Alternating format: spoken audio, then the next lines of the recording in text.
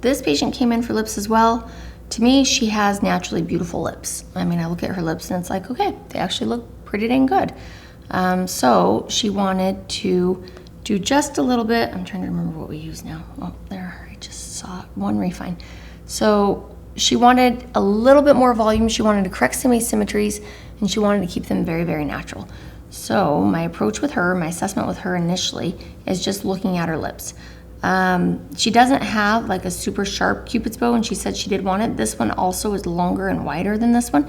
And then if you look at her lips, this whole side, let me zoom out, it's actually easier when you zoom out to see. This whole side just has a little bit more volume throughout. This side kind of drops off and is a little bit shorter. So this is her longer side and this is her shorter side to her lip. So watching for those types of things, because that's gonna help change your technique and how you're doing it.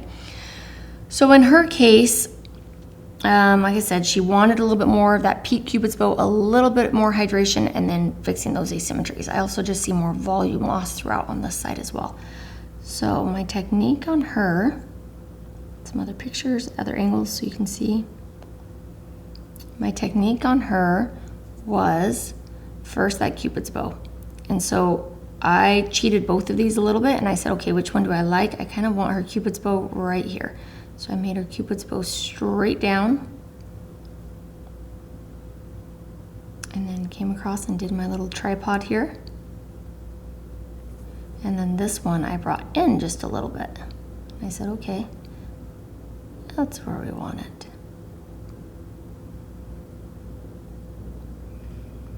Right there. So that was my first step. Then I wasn't worried about this Cupid's bow, you know, defining that. Sometimes I will add just a little strut right there, but I did not on her.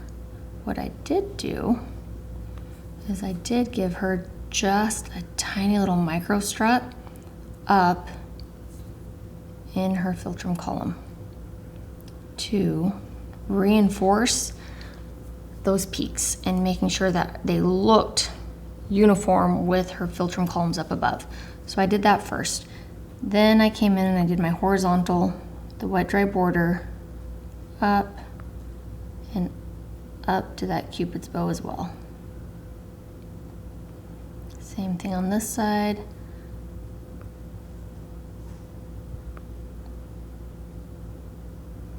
And on this side I did a little bit more just because she needed a little bit more volume to match the other side. So just a little bit.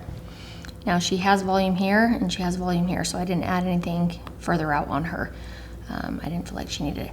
Now her bottom lip, this side actually looked really, really nice. I don't need to draw it down anymore. She had volume throughout here, so I wasn't worried about this side as much. So we just did traditional horizontal across that lip. On this side, I did multiple. So we first did that V to pout this side out a little bit more, give her a little bit more volume here where she needed it. You can see where this has like a wide, let me draw it out for you so you can see it. She has a wide light reflection and this one she has a short little light reflection. So I just wanted to make this one match the other. Then I came out on her and we did that same horizontal that I did on the other side.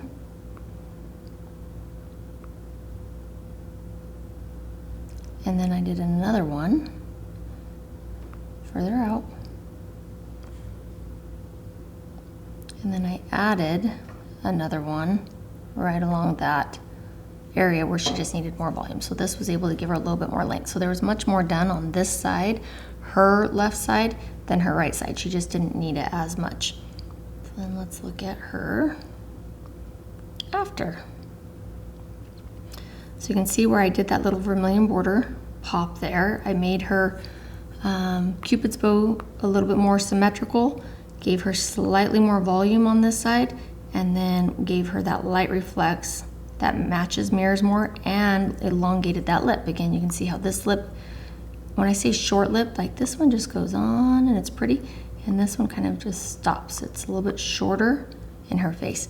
So we elongated that lip by adding product all the way back into that corner. And then other views as well.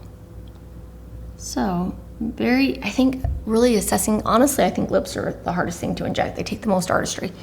And in order to get a good outcome, you're going to be able to have to see those little slight asymmetries and treat differently. So completely different lip pattern on both sides because I saw differences in those lips.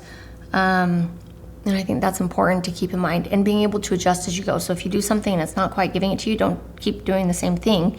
Change your technique, change your angle, change your direction, and see if you can get another way. Also, don't freak out because the lips start swelling, they start getting crazy, and if you overanalyze and you over-obsess, and you're gonna end up making it worse. So, I mean, I bruised her. I can see a bruise here, maybe here, and that's fine. I know those are gonna go away. Sometimes you'll do lips and they look awful right afterwards. They look like a hemorrhoid mess, right? That's okay. You know that they will come back. You have them come back. In 2 weeks, you can take a look at them then. I usually don't inject though for a month, so I just have them come back at a month. And I'll tell them like lips take multiple times to get them perfect, and that is okay. I think if you're setting this up as a one-time appointment, we're gonna have fabulous lips, you're setting yourself up for disappointment and the patient up for disappointment because something might not be perfect right afterwards, and it just takes a little bit of time. So being able to communicate that with your patient is going to save you a lot of problems on the back end. But she was happy with hers. They look beautiful, and they gave her a little bit more of that definition to her cupid's bow, which was fun.